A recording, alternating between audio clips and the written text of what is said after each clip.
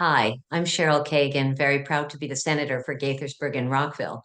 But today, the title I'm going to use is the founder and host of Folk and Great Music House Concerts and folk music enthusiast. Because with me today, my special guest in this week's episode of Kibbitzing with Kagan is my friend Ethan Scott Baird, the director of NERFA. And you're going to learn all there is about folk music and stuff in these next several minutes. Ethan, thank you so much for joining me today. Thanks so much for having me, Cheryl. It's really a Absolutely. pleasure. Thank you. So, the reason I asked you to do this was this week is because it's Thanksgiving week, and one of the many things that I am grateful for and thankful for is music and my musician friends. So, I want to do a whole lot on that. But why don't we start with just you, your background? You're in Massachusetts now. Where did you grow up? How did you come to music? Profession as your vocation and your avocation.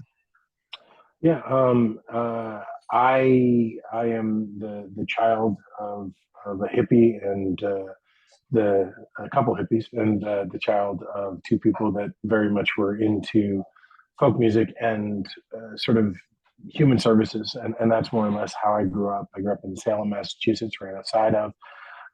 It's actually where I am now, land of the witches, still very much part of my soul.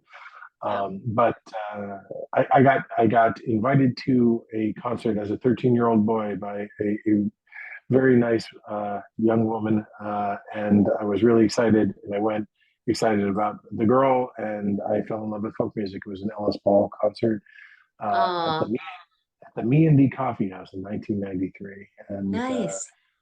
I had listened to that kind of music really throughout my childhood. That was the first time I really uh, was able to appreciate it in a small room and really sort of take it in. And I think I just, even at that age, knew that this was something I would always have a relationship with.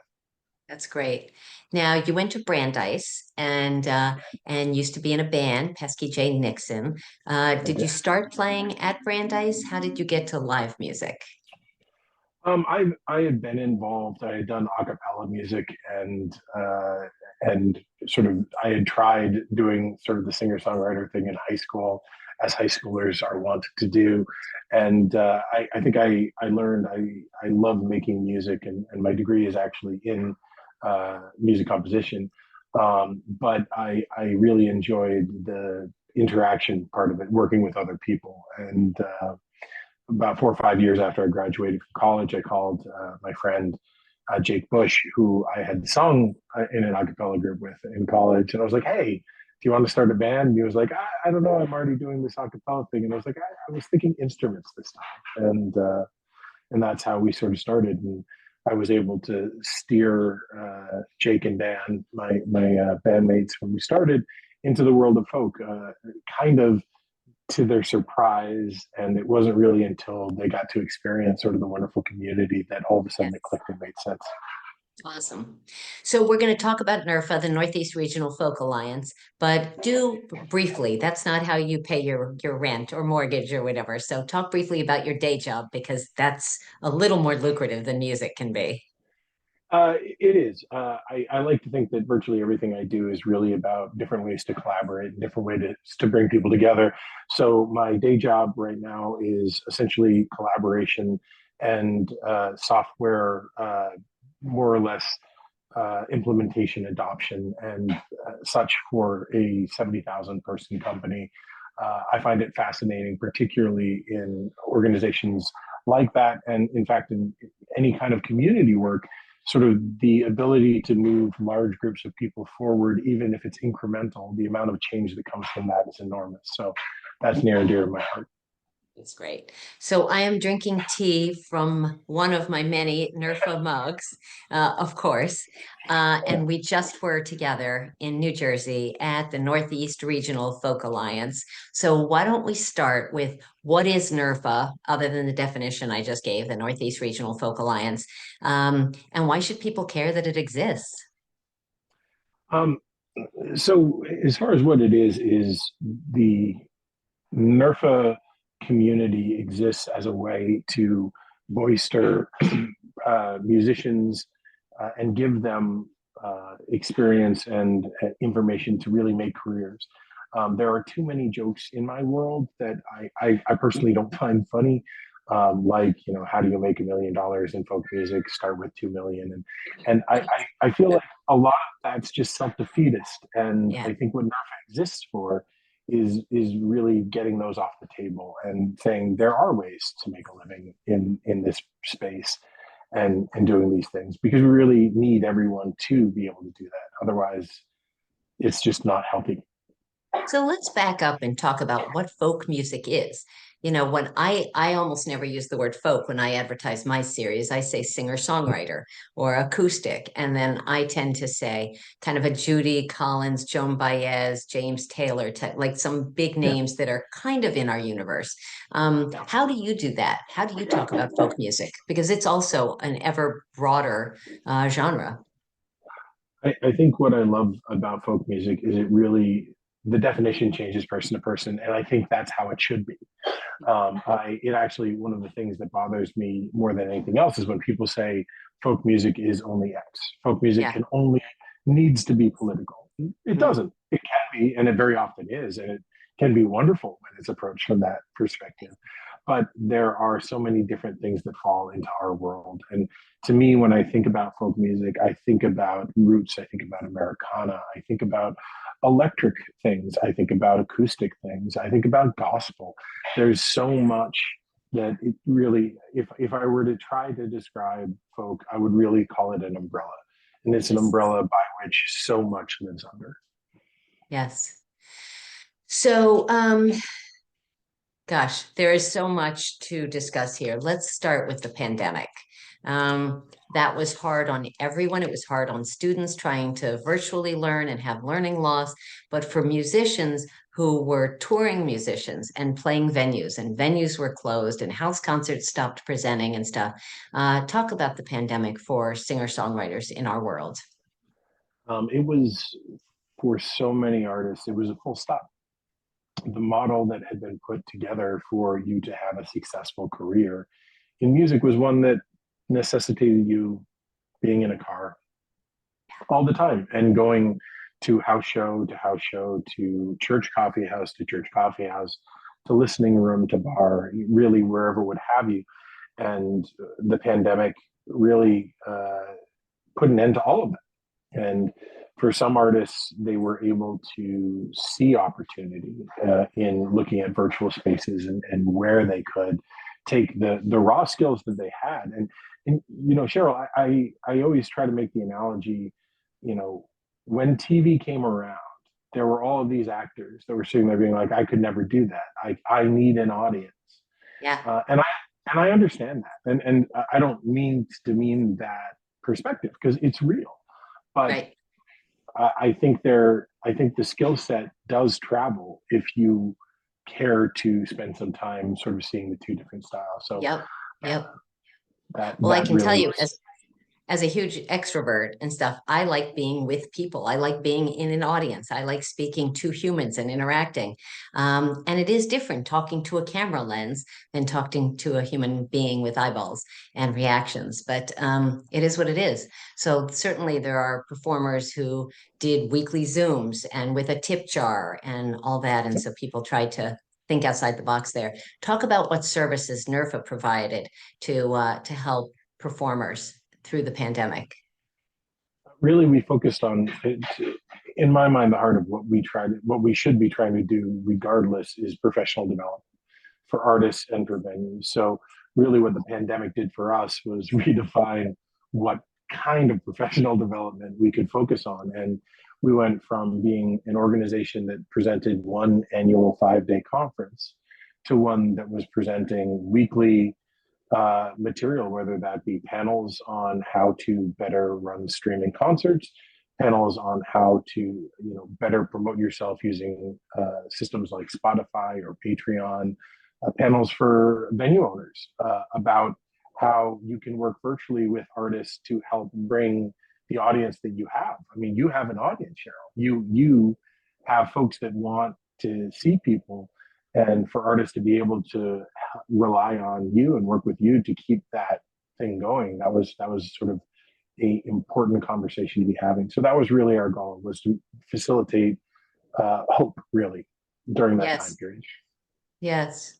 So my house concert series, I'd invite a ton of people. No one would have heard of any of the artists that I was presenting, but at some point I had the credibility. If I could get someone to come once and they had a mind-blowing experience and was just so impressed and inspired by the performer, they would come kind of every time that their calendar permitted. But Yeah. you referenced venues, and let's get away from house concerts for a minute, but large venues. Thank God that in the DC metro area, we've got Ram's Head and the Birchmere and so many great venues like that. But there are other venues around the country that are closing or that have really struggled. So what I don't know. I don't even know what to ask. What support are you giving to venues? How can we make sure that performers have places to play that are other than, my living room? Yeah. Well, I think the irony is as easy as it is to try to say, my house show is a fun thing, but aside from that, where are the opportunities? How house concerts have become the glue that holds together a touring artist's schedule. You can't make, if your career is built on being on the road, there is no career without house concerts. There is no career without the church coffee house if you're in the Northeast. Mhm. Frankly, the church coffee houses have sort of been going through a lot of challenges even before this began, because uh, I think when I sort of started working in this community as a whole, there were 200 folk church coffee houses within about 50 miles of Boston, Wow. and now there are about 40. How many? 40. Okay. Wow. And when you look at that, and when you look at house shows, which also still, I think the main venues, when you talk about the Birchmeres, when you talk about the Club Passemes and the Mhm. Cafe Linas, they Mhm. had enough of a thrust to figure out the online thing or to find their way through the pandemic. The problem is they could survive, but the artists can no longer make a trip down. So if I say I'm a Boston touring musician and I Mhm. wanted to come down to DC, the Birchmere would be a fantastic show, and I know it would Sure. pay well. Mhm. But if I don't have Folk and Great concerts, Right. if I don't have those other shows to be able to turn it into a 5, 6 show run, that there's no way to make that profitable. Yep, yep. For those who don't know, so Passim's is in the Boston area, and Cafe Lena is this historic place in upstate New York. And I am lucky to have been to both, and the Arc in Michigan, and so many cool venues. Um, so NERFA, the Northeast Regional Folk Alliance, is part of a whole international collaborative, Folk Alliance International, and there are different regions. Midwest, Southeast, Far West, and all that. So Surfa, Swerfa, Farm, all of those. Why don't you talk a little bit about how regions support each other and then how it works in the collective so that performers from anywhere or traveling anywhere can get connected? Yeah, I think one of the positive things that came out of the pandemic was really we were organized in name only prior to the pandemic, meaning Mm, we all knew each other. And depending on sort of how long you'd been part of the community, you knew different areas better. But the organizations didn't have a formal relationship right. outside of with sort of the Folk Alliance International organization. And I think what's come out of this is sort of the realization that really what drives success within the relationship is looking at it more as a partnership and less as an organizational structure. Okay. And through that, we've done a tremendous amount of back and forth. We had Far West because NERFA was able to present a virtual conference at the same time as we presented the in person. In fact, trying to tie the two together in a number of different ways. Because Hmm. of that, all 3 days of our conference, we had our West Coast iteration of our organization presenting at our conference. That would have never been possible 5 years ago. So, speaking of collaboration and partnership, one of the things I'd love to talk about is Local 1000 and music cares. And so performers, your joke about the, joke about the $1 million thing. I'm not sure there's anyone in our world that is earning anything of that ilk in particular. And so, and a lot of them don't have health insurance, don't have pensions, don't have the dental care. They don't have all that stuff. And the community has created organizations to provide that level of support. Why don't you talk about some of those and the ways we literally provide care and feeding, for our performers that we love so much? Sure. The organization Music Cares is actually technically, I believe, a subsidiary or owned or run by the Grammy Foundation. So that is an organization that came out of that sort of nationally known awards ceremony, and because of that, there's a significant amount of funding specifically around providing healthcare, mental health care, and services of that kind that if you are an artist, just really hard to come by for a number of reasons. Even with the Affordable Care Act, a number of artists don't really have a home base, and the ability to apply and to really follow through is difficult. So one of the services that Music Cares has had and that we're looking to integrate as we head into this year for the Northeast Regional Folk Alliance is pulling in outside experts, because we're lucky enough, for better or for worse, that our conference is in the beginning of November, which is right about the time period where people have to go through that process. So looking into next year, we're currently applying for grants to bring in experts to sit down with artists and say, all right, let's get this done. Awesome. So, those are services that, Music Cares is a great example. The Local 1000 is a artist union, musician union that's doing their best to try to create a standard of payment and recognition for artists.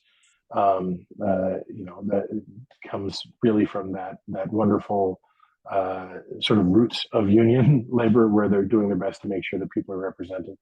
Yeah, absolutely. I was very proud to have the first collective bargaining agreement with Local 1000, the first house concert, unionized house concert series. So we just had our annual NERFA in New Jersey. So having been in New York and then Connecticut, you moved it again. Why don't you give folks who weren't there a sense of why we gather, other than all the obvious reasons, but people who've never heard of NERFA. What was it? Talk about the cool venue that we were at. And the pooch wants to sing along here. The we moved specifically because we had been in Stamford, Connecticut, which came after being in Kerhonkson, New York, which came after being in the Poconos, and I think finding our way here was really sort of driven by economics, to be honest. When we moved to Stamford as an organization, we did not have a cash positive year for a number of years because it was simply much more expensive to be that close to New York. And when we looked into going back to that area after, post pandemic, knowing from just being able to quickly look around and seeing that everyone's numbers were down. Yes. The hotel's response was, yeah, you're welcome to come back. You have to sell us out. And it cost another $100,000. And frankly, it wasn't a choice at that point. So we were lucky enough to have a wonderful committee that looked at a bunch of different places. And I hate to admit it, I wasn't remotely familiar with Asbury Park. I wasn't on the committee. They came back with that as a recommendation. It was their job. I was happy that they did it. I went down to try to figure out, where I was going to be trying to run this new conference out of, and I fell in love with it. It is, the way I would describe it is everywhere that we've been before has been a wonderful location, and really fantastic people have helped us locally, both the hotels and the community. But none of the areas that we've ever been in are areas that I would say are in their soul are musical. And we are, we were presenting at the Berkeley Oceanfront Hotel, which used to be owned by Johnny Cash and June Carter. They have a room, a performance room in the venue named after them. There Mhm. are murals of all of the artists everywhere you go. We Yep. performed at the Stone Pony. And then Uh, where were right, the Stone Pony was where the formal showcases were. How cool is that? Why should I mean, people have heard of the Stone Pony, Ethan? launched launched a lot of careers, but probably most notably Bruce Springsteen's.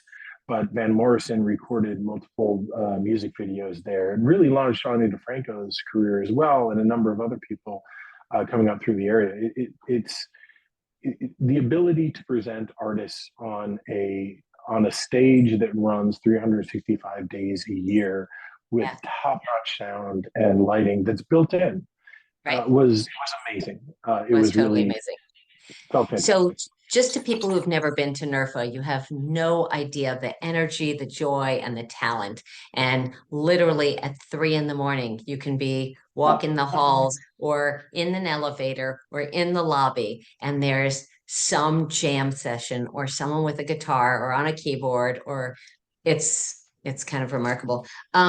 Let's talk about diversity and inclusion, people with disabilities and people of other ethnicities, of all ethnicities and gender identities and stuff. Tell me how you've worked to diversify NERFA.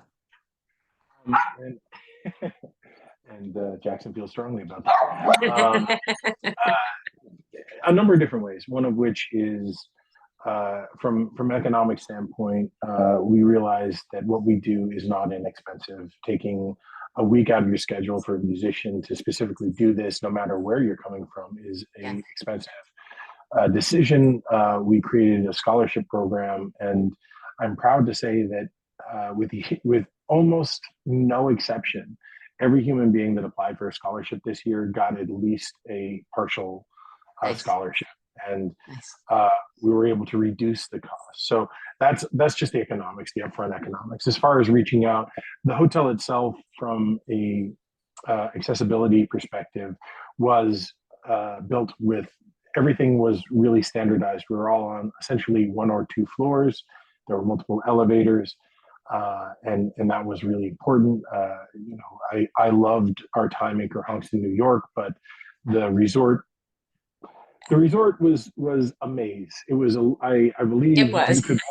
you could walk 3/4 of a mile within the building.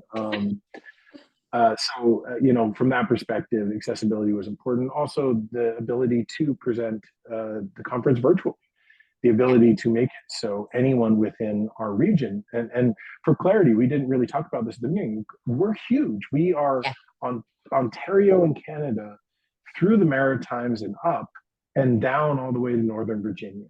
yeah. So we represent people that, realistically speaking, it is unfathomable that they could afford or that they could take the time to travel all the way to any single location Sure. in that entire area. So Right. there's that. And to get to sort of the important part, which is diversification of sort of our group, there are so many different kinds of diversification. We're trying to focus on ethnical or ethnic is certainly part of that. The fact that Mhm. so much of our music, from a root perspective, when we're talking Yep. about gospel and blues and jazz Mhm. and all of those things, the fact that that is music that is not inherently white and or Jewish, which is predominantly who makes up our community. Mhm. We have started reaching out to organizations like the Boston Arts and Soul Music uh, organization. Fantastic group, used to be run by a woman named Catherine Morris, who is just one of the smarter presenters I know out there. And we're starting to try to partner with organizations that already have a group of artists and presenters, and going to those organizations and basically saying, hey, we don't want to be a bunch of white people picking black bodies to come here. We have these scholarship packages, and we want to give them to you to come as a community and have a seat at the table. And I Right. think Good. that's the hardest part, I think, for any community, is you can talk about diversity, you can really champion the idea of diversity, until you recognize that embracing diversity really is about giving other people a say. And Right. respect taking less yourself. So, Ethan, I have two questions I want you to speak to briefly, and then we'll wrap up and do our fast five. First off, what are your goals for the future of NERFA? To continue growing opportunity through, honestly, right now, one of the main things that I'm focusing on is corporate partnership and finding ways to pull in outside money. Our Nice. community is very, very, very bad at that. And I Yes, want to get real estate agents in that can talk about grants for artists, that can talk about housing, that can talk about all of those things. Because amazing. most artists I know think that that isn't plausible. Amazing. Um, I love that. yeah, and Um, all of the no, other go things we ahead. talked You got something else? well, and when we talked about things like the healthcare signups, talking about things like dental and all of those other programs, making sure that we can continue incorporating more and more of that. So the Yes. value add of going to an event is one where you're coming out with twice the value of the cost. Good. So someone who's watching this who is not into our community of music, how can they find some of these performers that we love so much, and how can they best support them?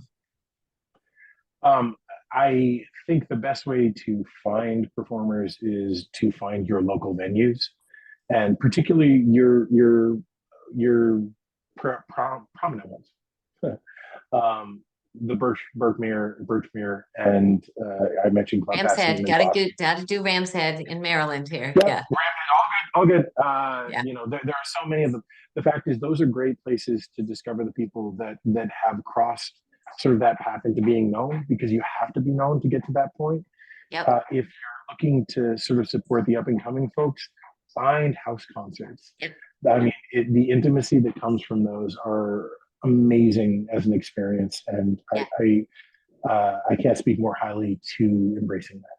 Yes, I will just give a pitch. Since the very beginning of the pandemic, on my Folk and Great Music Facebook group page, I have scheduled one video, one song for every single night. It's a lot of work, but I've been able to expose people to artists they would never otherwise know. And I'm almost always do alums of my series that started in 2003. And so it's a way to support people that I just adore. And so people can check that out too.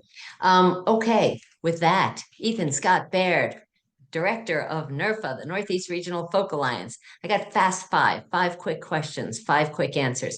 And normally they are, I do really all over the board and music and personal, but I really am sticking with music for you because that's what I want this one to be about. So first off, question number one, what is your favorite genre that is not folk or singer-songwriter? Gospel, gospel music. Gospel. Cool. Question two. What is some quick advice for a performer, a singer-songwriter, who is just starting off? What's the best thing they can do to get launched? Ooh, help any and everyone around you out along the way. It doesn't matter how new you are; you have something to give, and the giving ends up being the best opportunity you will find. You are amazing at that. That's how you started. Question three. What is an anthem, your song, your favorite song that really lifts you up and inspires you? Oh gosh, so hard to move it to simply one. I think Jean Rowe, who is one of our keynote speakers, has a number of fantastic options. Her entire End of the World show album is, I think I could pick any song on that. But I'm going to sort of go with a song by Martin Sexton, who is one of the first artists that I kind of fell in love with. He's got a tune called Hallelujah that if I want to get going in the morning, that's the way I do it. Love that. Okay. Question number four. What is the most annoying thing that an audience member or something can do in relationship to a performer? What should fans not do? I have always found the hardest thing to deal with in an audience member is one that isn't connected, and not interested in being connected. I don't care. Like if you were actively, you could even be actively, you know, booing me. I can work with that. It's the people that aren't even don't even care enough to do that that's tough to work with. In Yeah, the their self. phones, in their, Yeah. yeah. Okay. Okay, good. And question number five, the question that I ask all of my guests. Ethan Scott Baird, Director of NERFA, the Northeast Regional Folk Alliance. What is your hidden secret superpower? What is a skill or talent you have, something you're really good at that most folks can't do? I believe that I am really, really good at evangelizing things that I care about, and I'm lucky to care about this community and a number of the people in it. So I feel that my superpower is convincing you that that's important. That's fantastic. And you are great at that. Ethan, I just adore you and appreciate you. And NERFA for me is always my happy place each year. I look forward to it all year. And once again, in a new venue at the Stone Pony and at the in Asbury Park, New Jersey. Just had a blast reconnecting with wonderful people. So thank you for having caught up on your sleep enough to kibitz with me today. And thank you for all you do.